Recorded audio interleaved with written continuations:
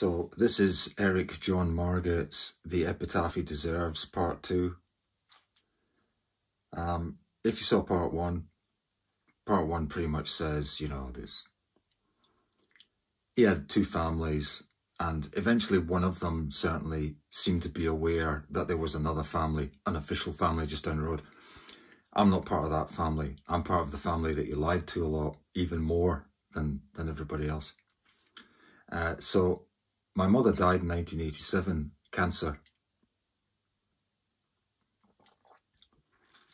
And we stayed in a house known as 101 Fernies Avenue in Clarkston, which is near where there used to be a school called Williamwood.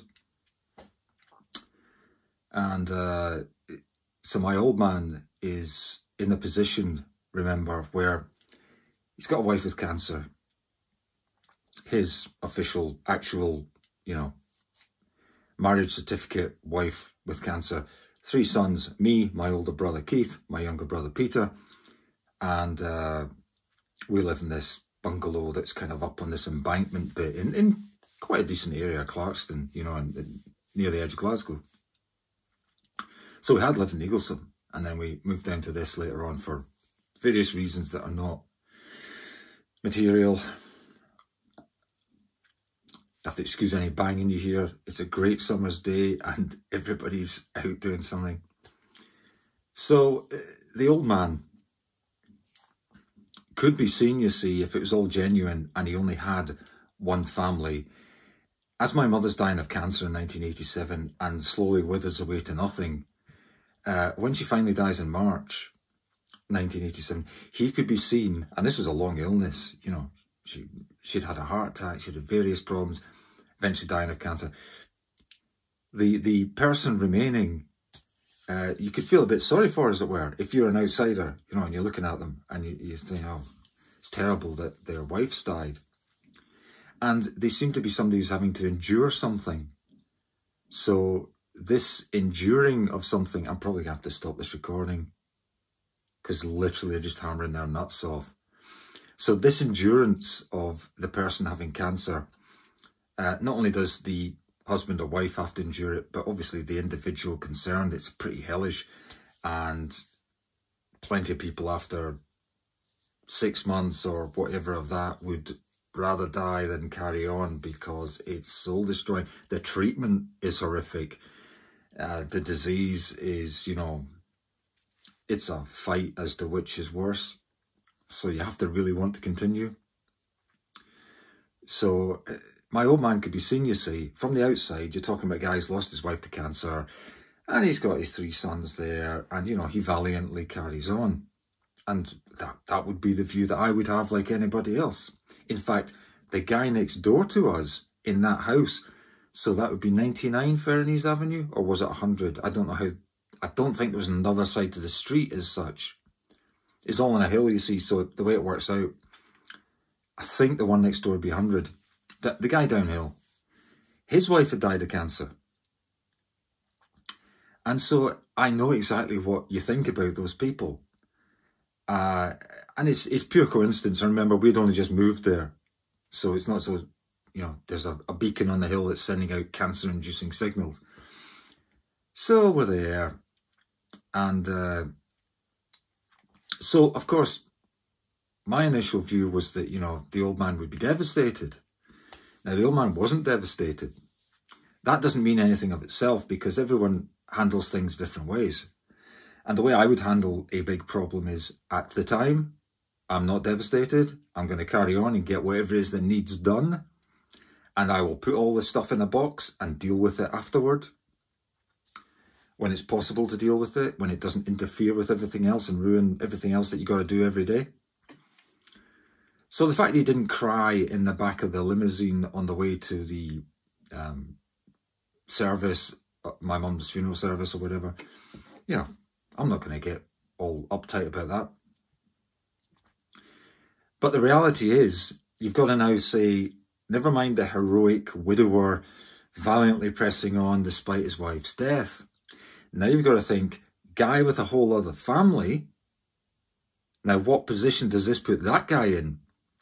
Well, it's potentially hooray, because his house is paid off, his official house.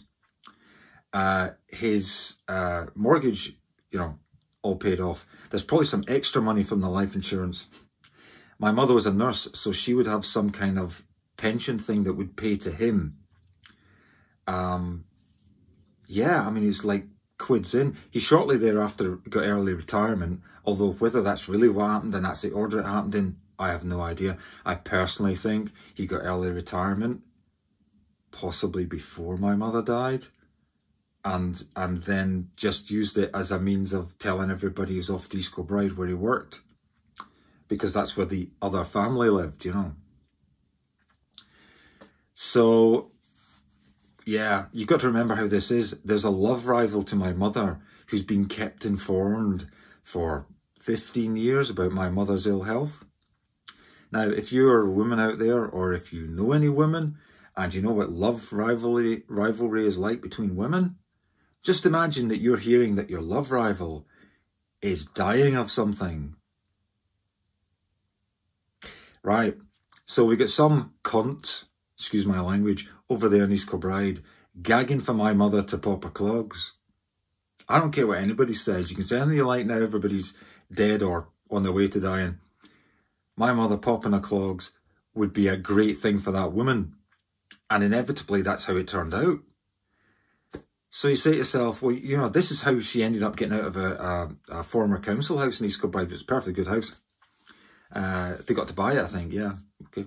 This is how they got out of that, and she got into a lovely brand new bungalow off plan and stuff, which for a lot of people is like a really good position. Right, so my old man's in the position where his official wife dies. He's actually got something I didn't know he had, which is this other family just down the road. Everything's paid off. As soon as he flogs this house that, unfortunately, my two brothers are still living in, as soon as he can flog that house from under them, which is what he did, he is able to move into his brand new life. And he gave it a discreet amount of time. Somebody obviously advised him, give it a year before you remarry this woman who's now available because her husband hanged himself. Give it a discreet amount of time. And this is literally what happened. And the way I found out is absolutely ridiculous, so I won't even go into it. But this is what happened to her ex-husband. My guess is he found out he was cuckolding two other kids that were actually my father's, not his. And along with other things that could have been up with him, this would probably send you over the edge. That's what I believe. This woman did not have any kids to this guy. Her husband at the time. I never met the guy. I know nothing about him. I think he was in the army or in the military. That's all I know. So, you've got this woman over there, already a widower. She's heard for the past 10 years how my mother, her love rival, is extremely ill. And then that sharpens up, obviously. The information's free-flowing every day to that fucking bitch over there in East Kilbride about how my mum's almost dying. She must have been saying to herself, if not to Eric John Margetts, my father, she must have been saying to herself, I wish that bitch would pop her clogs good and proper and do it soon. Then we can all move on with our lives. It's okay, then the day comes, my mother dies, you know. That's a bit of a hooray for that bitch in East Kilbride, let's be honest. Let's not kid ourselves on. Nirvana has arrived. So Jean Margetts, my mother, the nurse, the lovely person that everybody she meets loves her, she dies, bitch in East Kilbride, hooray, you know, flags out, but don't make it obvious. My old man, of course, on the surface, heroic widower, carrying on. Reality, he's potentially murdered my mother. Then you're going to sit back and say, who would murder somebody in their deathbed, you know, dying of cancer anyway? Well, the answer is quite a few people. Some of them are doctors. So don't kid yourself on. Like I say, when you're in that position where you're the ill person, you've been ill for years and years, maybe decades, you have cancer, you're either undergoing treatment, which is hell in itself, or you're not undergoing treatment, which is hell in itself. If you're getting towards the end and you've really got nowhere to go, you're going to consider all your options because it's miserable and you are stuck in bed. And maybe your husband or whoever is having to do bedpan duty and stuff. So even though nurses might come in, Macmillan nurses or whatever, who are wonderful, they might come in and help out. It's a tough do. So how can I possibly accuse my father of murdering my mother? Well, like I say, lots of people actually do, I think, when people are near the end. We call it euthanasia, or we call it voluntary, you know, whatever. It's assisted suicide. But that's the mercy side. I'm going to talk about the honest-to-God murder for benefits side. You see, the problem is, if you're not the heroic widower and you lose your life partner, but this isn't your only life partner, you've got another ship to sail. This is clearly a situation where you have the means, the motive, and the opportunity to top somebody. Now, this is not a particularly pleasant subject, and anyone that knows Eric Margetts or knew him and knew my mother will probably think this sounds extraordinary. It does sound extraordinary, but no more extraordinary and unbelievable than the guy having a family 4 miles down the road. A whole other secret family. I mean, I want you to ask yourself, how likely is it that your father has that? Literally a family you don't know about right at this minute, down the road. Not on the other side of the world. Not when he was a sailor and he went to Australia one time. But, you know, literally just 4 miles away. You could walk it in an hour. That's a heckish unlikely possibility. And yet that was my family's position as far as I can determine. I mean, a DNA test on Fergus and Janice, the kids on the other side, the grown-up children, you know, people my age on the other side, that would determine this for sure, because you'd know if they were biologically related to me, and you could be able to determine if that was like my father was their father. Such a test may or may not have been done, but I'm certainly not going to be privy to the results, am I?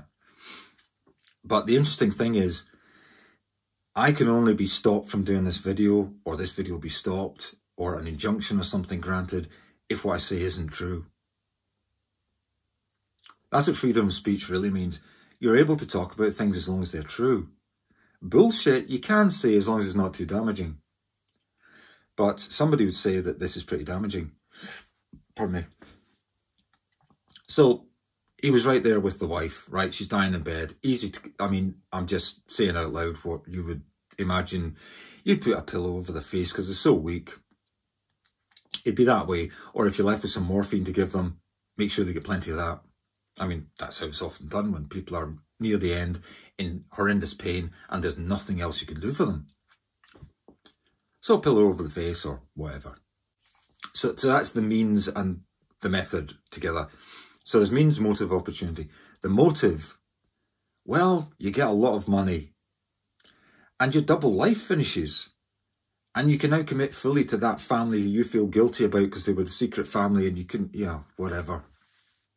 Who knows? I don't know what it's like.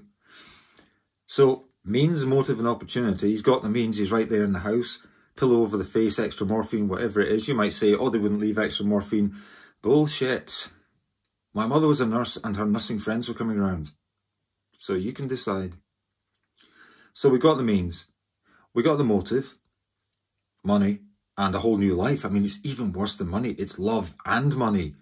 Most crimes are committed for love or money. And both of them together, it's the jackpot combination. Means, motive and opportunity. So he has the opportunity. He's right there in the house. And there's plenty of times he'd be alone with her. And there's times when my brothers would have been out. They both had jobs of sorts. So you start to say, unlikely as it is, my father had another family. Unlikely as it is, he could have murdered my mother quite easily. Now, this doesn't mean he did murder her. But it absolutely means it should have been investigated. Hence bringing us to why it's a big, bloody secret. It's a big secret that he's got another family. Because as soon as your wife actually dies, although I've suggested it's a hooray day for the bitch and Isco bride, the rival lover, and my father, it's also the music stops. Because now it gets real. Now Now's the time when your life's going to change, and this is when someone might grab you for something like murder. So, yeah, should have been investigated. So that's why my old man kept it quiet. Eric Margetts kept quiet the fact that he had another family over there in East Kilbride. Absolutely must keep it quiet now, because his real wife's died. And he gets a load of money. And if he'd known it was coming down the pipe, he was going to get a load more money because somebody left their whole property in Glasgow, and then in a nice area of Glasgow, an apartment, a big apartment. I've been in there once. And this whole thing is about, it's flooded with money, the whole thing. And he's got this love thing, this other family 4 miles away.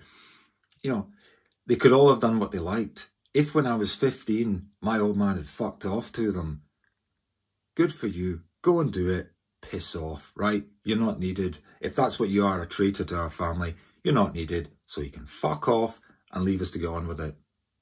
It'd have been a hard time. I put it to you, it would have been financially easier if he had gone, because the state would have helped us out. Going to university, better grants. I'm not saying we'd have loved it, but we would have known the truth. Now, as it is, my brothers seem to be told some things that I wasn't told by the time this meeting came between us and these other members of this family, Janice and Fergus. And there's a guy called Alan who isn't technically biologically related to my father, so it's said he's meant to be adopted. You know, some people would use the word meal ticket, because really, although people try not to say it, you get a lot of money in this country, the UK, for having an adopted child in your house, or whatever it is, foster, whatever you want to call it. It's, if you have 2 of them, it's better than a damn good wage. It's one is, you know, massive supplement. 2 is better than any wage that you can make, that most normal people can make.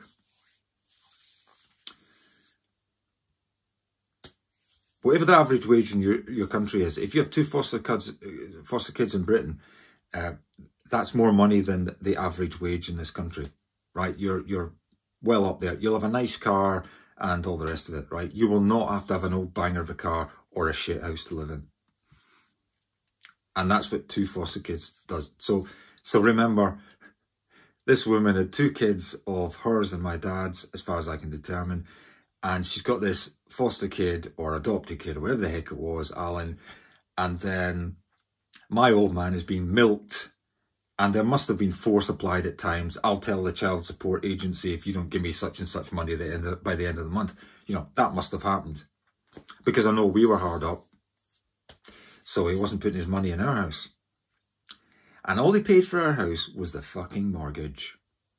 And that is legal advice. That's what legal advice gets you. You pay the mortgage because that's the thing that is really, really legally important. If you ever want to fight over anything, it's going to be over the house if you split up. So my old man paid the house, you see. But of course, my mother paid everything else. So this is extraordinary. So all our money really, all his money went over there, as far as I can see, except for the mortgage. There seemed to be nothing else left. So had he gone in like 1975 or something, 1980, you know, fine. It'd all be over and dusted. But of course, I've not had a clue what was really going on until about the point my father died, and I discovered there was no money even for my children. His alleged only grandchildren, remember. This is the story that he's purveyed to me. That my children are his, me and Sarah's children are his only children, his only grandchildren. Bullshit? Yeah. And he was even asked at a funeral of his sister. So this is quite a solemn occasion. Somebody who came from Cambridge or somewhere, they cornered him, kind of thing. While they were out in this little nice grassy area, this little courtyard, cloisters bit, at the side of the service where the funeral taking place. And I heard her say to him, "So, how many grandchildren have you got, Eric?" This is a lady who's in her 50s, you know, 50s to 60s. So a little bit younger than him, but sensible growing up. And I turned away and tried not to laugh. And he said nothing. And he said, I think he mumbled something about, well, there's so-and-so grandchildren, you know, and went on about what Joan's grandchildren were in effect, but trying to word it as though it's him and her. If you weren't in the know, you'd think that that was the answer. But this lady did not accept this. And she said, no, Eric, how many grandchildren have you got? Now, the answer, of course, is exactly the same. But to admit that the 4 grandchildren over on the East Kilbride family side are your grandchildren as well as Joan's, your second wife, is to admit that you're a lying, scheming git who's had 2 families all along, and that these 2 girls here, Monica and Tamika, are not in fact your only grandchildren. There's a whole swathe that are just as much yours as your second wife's. So this is all very unfortunate. And he didn't finish answering the question as far as I could hear. I mean, there was a bit of, yeah.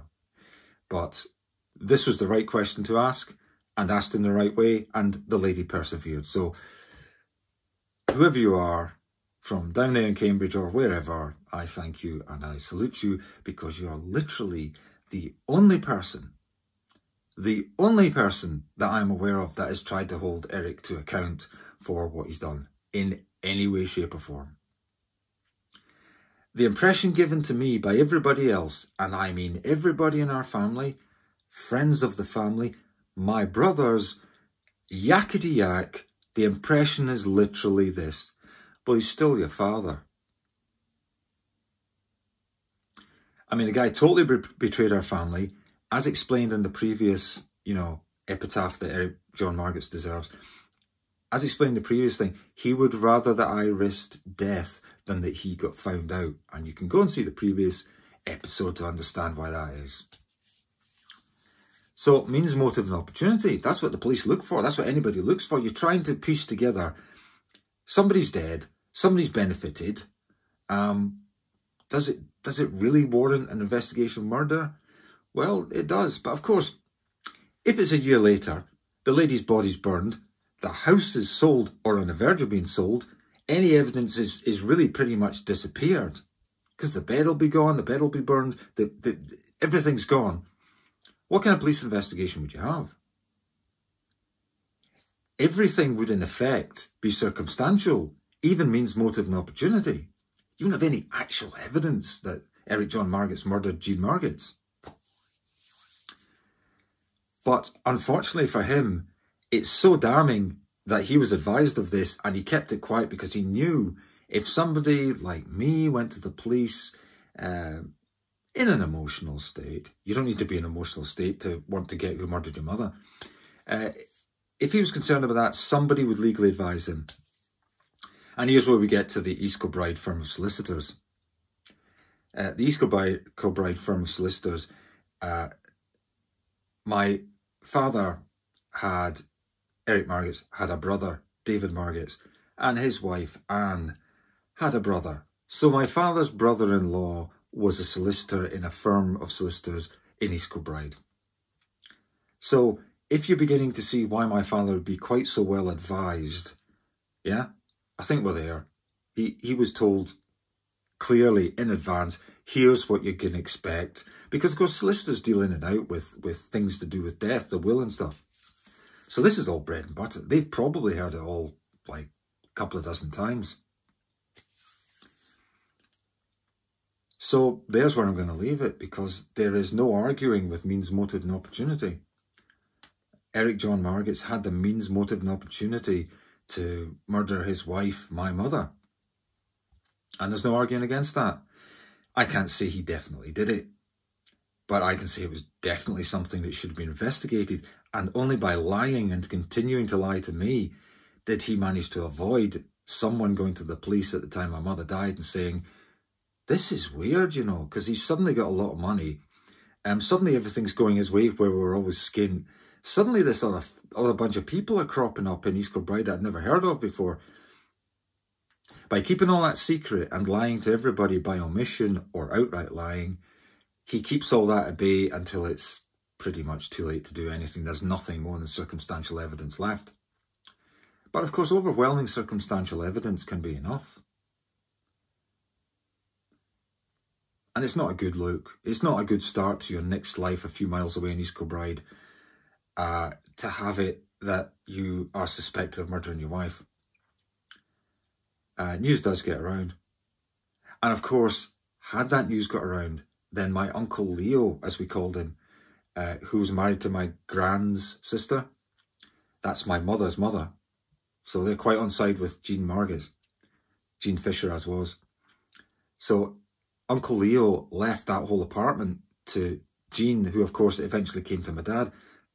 I'm fairly sure that would not have happened if he thought there was a shroud of suspicion that my old man had murdered Jean Margetts. Because that would have been his niece, you see, getting murdered by a guy. And Leo was a decent bloke, a Polish bloke. He was a seafaring man. There's no way that that guy would stomach my old man having a shroud of suspicion that he killed his wife. Now, I never went out of my way to have conversations with these people. I never went to people in my family and said, what the hell's going on, you know? There was never anything tangible. And my brothers were obviously told to keep quiet, although there were some whispered conversations that made me think something was up, but I didn't know what. But it's been spun pretty hard that things are my fault. So if I put it to you this way, I'll just give an example. There was a dearth of conversation when I met these, when there was supposedly this first meeting, which I'm not sure was, between the other kids, Janice and Fergus, and the adopted kid, Alan. There was a dearth of conversation between those three and me and my two brothers, Keith and Pete. And my dad was there, and they were invited over to Clarkston, you see. If I'd known it was really the case, I'd probably told them to fuck off. But, you know. So remember, our old man has used our money, my mother's money that could have gone to my mother's only descendants, my children, me and Sarah's children. He's used that money to give Alan a load of money to buy a place in London. Alan came pleading poverty, and my old man gave him some money as a deposit on a place in London. Okay. At the time, I didn't make too much of it. I honestly didn't. I mean, I could have asked how much is it. I could have said this to mother, you know. But at the time, of course, I was still kept in the dark as to what the hell was going on. And my old man will have helped out his two actual children, Janice and Fergus. And Fergus works in the nuclear industry.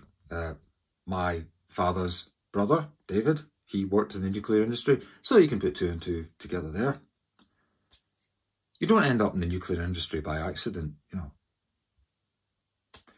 So this is all incredibly damning as far as I'm concerned. The fact that efforts were gone to, extreme efforts, to prevent anybody that looked like they might say anything to the police or the Procurator Fiscal from knowing anything solid for multiple years. In fact, his whole life, my father's whole life, shows you that he was concerned somebody might say something about the word murder regarding him and my mother. And if you think all this is so unlikely, my father would surely not kill my mother for just money and a rival lover down the road. There is no other motive for doing anything that is criminal related. It's love stroke hate, and it's money stroke poverty. You know, are there other motives?